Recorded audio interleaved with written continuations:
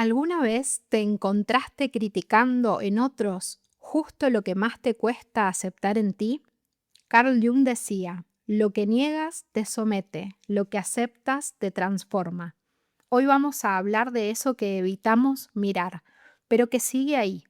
Vamos a hablar de la sombra, qué es, cómo se manifiesta y por qué integrarla puede cambiar profundamente tu forma de estar contigo. La sombra no es lo malo que hay en ti, es todo aquello que alguna vez aprendiste que no podías mostrar, sentir o ser.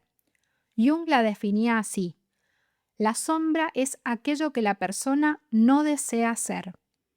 Para adaptarte y sobrevivir, construiste una identidad que muestra solo algunas cualidades y esconde otras. Lo que no encajaba en tu autoconcepto ideal quedó relegado. Pero que esté en la sombra no significa que dejó de existir. Sigue actuando desde lo inconsciente. Entonces podemos decir que cuando niegas una parte de ti, esa parte no desaparece. Se manifiesta de otra forma. Busca otra forma de manifestarse. Puede ser que aparezca en forma de ansiedad, en tensiones corporales, en juicios hacia otras personas, en reacciones que luego no comprendes. Jung decía que en nuestro mundo interno existen arquetipos, patrones universales que organizan la forma en que vivimos y entendemos la realidad. Los arquetipos nos afectan individualmente y también colectivamente. Y básicamente el arquetipo sombra representa todo lo que hemos considerado de alguna forma inaceptable, lo reprimido, lo negado, lo que no reconocemos como propio. En el camino de desarrollo interior, lo que Jung llamó justamente individuación, el primer gran paso es encontrarte con la sombra. Quiero aclarar que el camino de la individuación básicamente es poder integrar la sombra para salir de los condicionamientos e integrar las partes de nuestra personalidad para transformarnos en lo que realmente somos. El primer gran paso justamente es encontrarte con la sombra. ¿Por qué? Porque hasta que no la integramos, lo que hacemos es sobreidentificarnos con la máscara, con una versión parcial de nosotros mismos. Integrar la sombra no significa justificarla, sino recuperar partes tuyas que habías excluido. Cuando la integras, recuperas energía vital, amplitud interior y la posibilidad de responder desde un lugar más consciente. Por eso la tan conocida frase de Jung, la iluminación no consiste en imaginar figuras luminosas, sino en hacernos conscientes de la oscuridad. En las formaciones de eneagrama que facilito, las enseñanzas de Jung siempre están muy presentes porque para mí es un gran maestro. Pero puntualmente en la formación Reconocerte, trabajamos justamente con ese proceso de individuación. Y lo hacemos habitando y explorando los 9 eneatipos como arquetipos inconscientes. En el símbolo del eneagrama, cada uno de los 9 puntos representa justamente un arquetipo, que todas las personas habitamos de una u otra forma, tanto en la luz como en la sombra. Por eso en el proceso es tan importante la autoobservación y es lo que finalmente nos permite experimentar la individuación. Básicamente la individuación es reconocer tus condicionamientos, habitar tu verdad interior, volver a tu centro y también integrar tu sombra.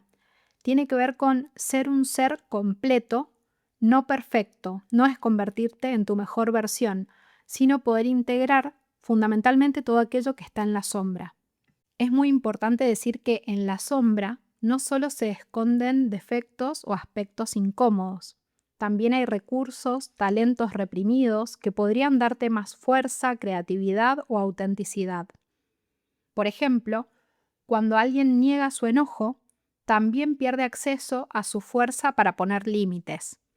Cuando alguien evita su vulnerabilidad, también limita su capacidad de conectar profundamente con los demás.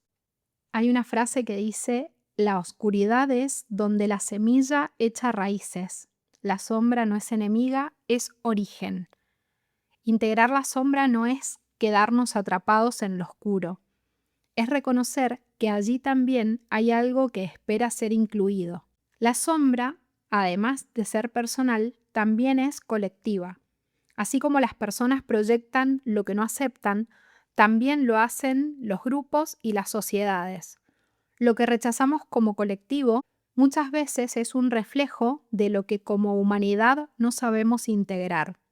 Jung advertía que la sombra colectiva puede ser incluso más peligrosa porque se vive como algo ajeno, cuando en realidad también nos pertenece. Si yo relaciono esto con el colectivo del eneagrama y también con la difusión popular del eneagrama, considero que particularmente de los 9 eneatipos, al que más se excluye o se rechaza en términos generales es el eneatipo 4. Y en la difusión esto está muy claro. Pareciera ser que es el peor eneatipo en cuanto a cómo se lo explica. Se lo relaciona con el victimismo, con el dramatismo y con un montón de aspectos de una forma muy intensa y muy exagerada, que lleva a muchas personas a rechazar identificarse justamente con ese eneatipo. Si observamos cómo funcionan los 9 eneatipos en general en relación al autoconcepto, podría decirte también que el eneatipo 4 es el que más entra en contacto con su sombra y el que menos autoconcepto idealizado de sí mismo tiene. Y quizás justamente esto es lo que nos lleva en general a las personas a rechazarlo de forma colectiva, intentar excluir o agravar ese eneatipo que en realidad es mucho más vulnerable a conectar con sus propias contradicciones interiores, con su propia oscuridad.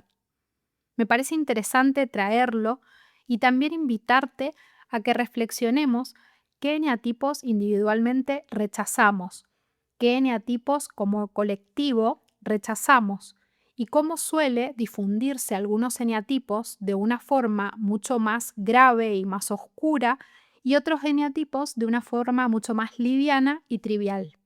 Las personas que me conocen y sobre todo las personas que se han formado conmigo saben que difundo el eneagrama de una forma, primero basada en arquetipos, como dije antes, pero segundo, buscando entender que todo lo que le pasa a cada uno de los 9 eneatipos son básicamente cosas que nos pasan a los seres humanos y no hay definitivamente eneatipos mejores ni peores. Pero en este momento del episodio me parece fundamental invitarte a reflexionar esto porque también como colectivo quizás podemos darnos cuenta qué puntos de la sombra o qué aspectos de la sombra son los que rechazamos y tiene sentido revisar qué nos pasa con el eneatipo 4.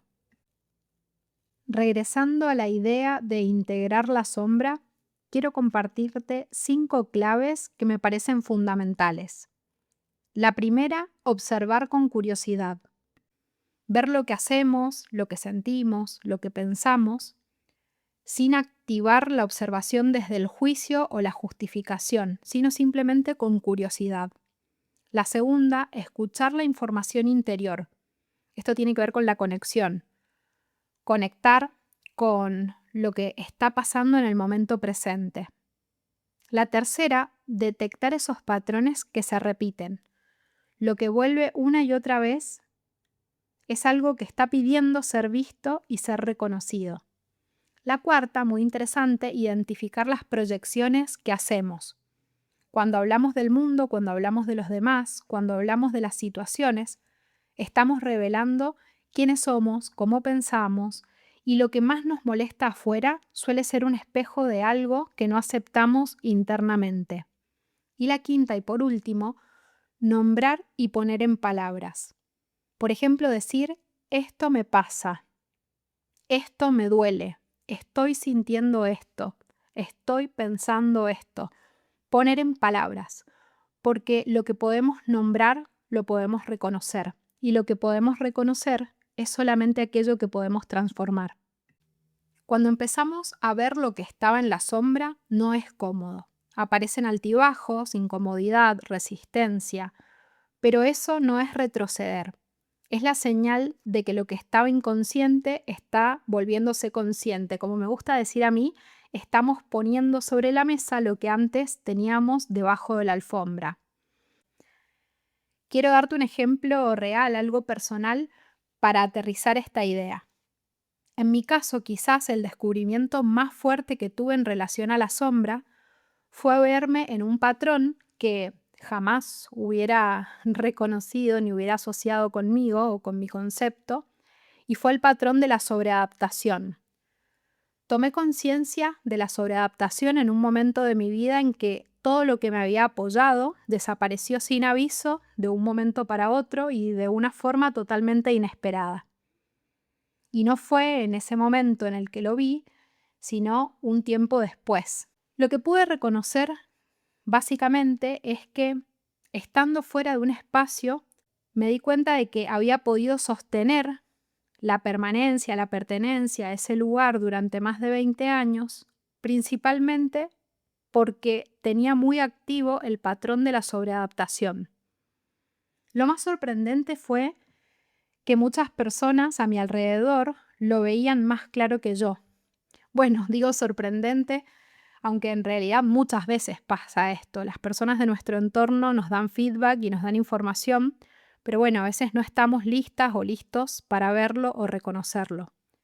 En este ejemplo, las personas me decían cosas como: no entiendo cómo no te cansás, o no entiendo cómo dedicas tanto tiempo, tanta energía a esto, no entiendo cómo puede ser que haya pasado tal o cual cosa y no pongas un límite o no te vayas. Pero yo en realidad no lo veía como que estuviera padeciendo nada, ni como que estuviera haciendo un esfuerzo de nada. En realidad, más bien, yo veía mi permanencia y los 20 años que estaba y que estuve en ese espacio como un signo de superación, por decirlo de alguna manera.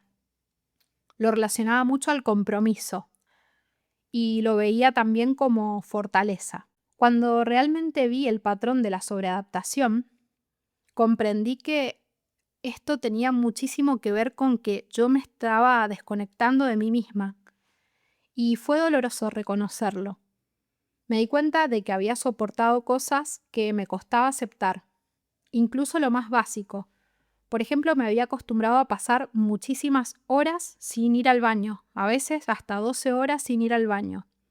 Estar muchísimas horas sin tomar agua, o incluso iniciar las actividades sin saber si iban a finalizar de día o de noche, no tener claridad de los horarios ni nada y adaptarme a todo. Había dejado de escuchar mi cuerpo, y lo que más me incomodó fue ver cómo confundía la sobreadaptación con compromiso. Creía que de alguna forma estaba siendo más fuerte, pero en realidad me volvía cada vez más dependiente y cada vez era más limitada la capacidad de cuidarme. Porque claro, si no escuchamos el cuerpo es muy difícil también poder cuidarnos. Cuando lo descubrí sentí un enojo profundo y también desilusión.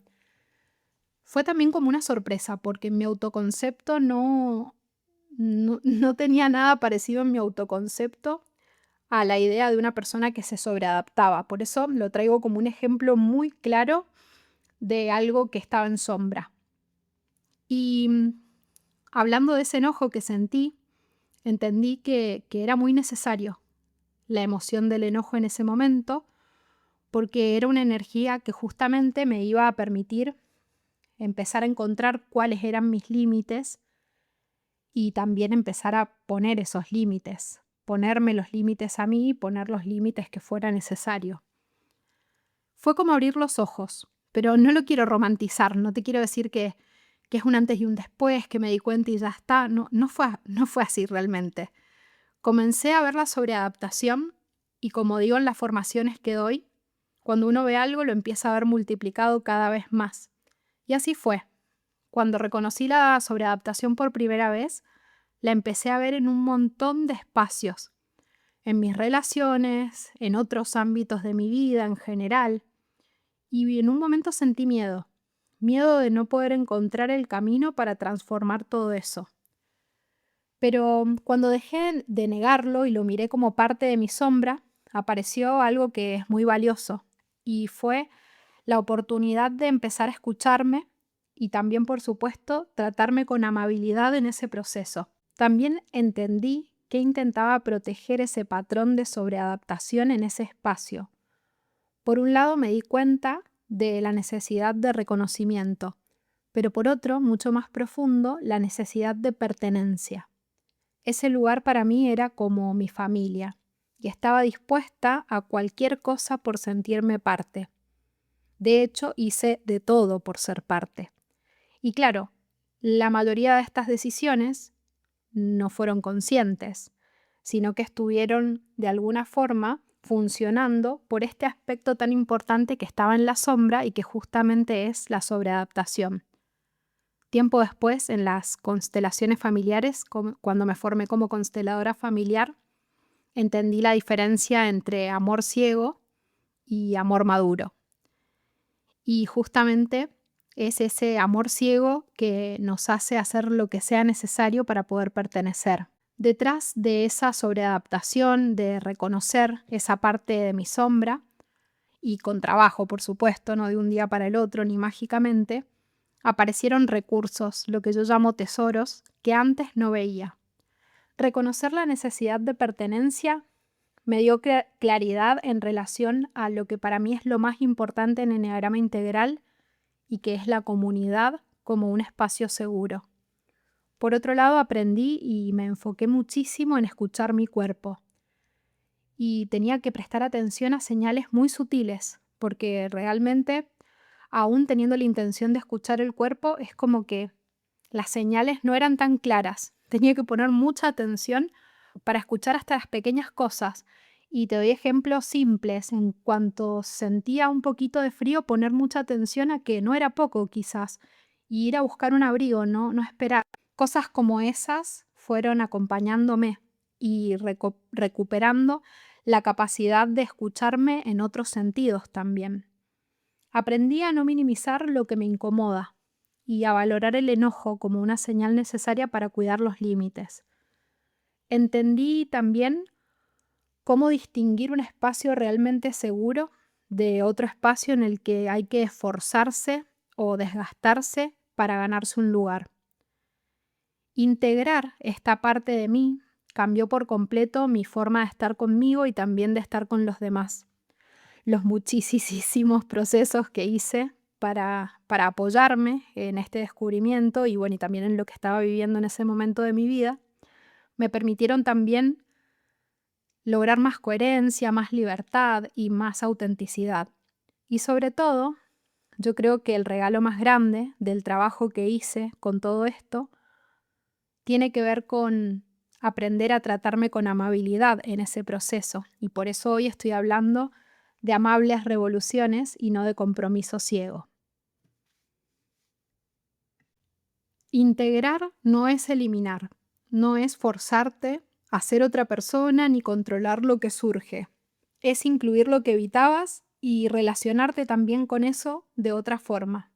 Por eso te dije que para mí integrar tiene que ver con asentir, con decir sí a lo que está haciendo, aunque no nos guste, porque el sí abre espacio. El sí permite incluir en lugar de excluir. Cuando dices sí a lo que surge, la incomodidad, el miedo, el enojo, dejas de pelear. Y al dejar de pelear se hace posible la transformación. No es resignación, es reconocimiento. Sí, esto también es parte de mí y puedo sostenerlo con curiosidad. Por eso quiero finalizar este episodio recordándote que integrar la sombra no significa ni justificarla, ni tampoco quedarte atrapado en ella. Significa asentir, decir sí a lo que aparece para dejar de fragmentarte. Integrar es recuperar las partes que habías dejado afuera y ampliar tu espacio interno para responder distinto. Hay una frase que dice: detrás de cada sombra hay una parte de ti esperando ser reconocida. Y por eso la pregunta final que quiero dejarte es: ¿cuál crees que es la parte de ti que hoy te pide tu mirada y tu reconocimiento?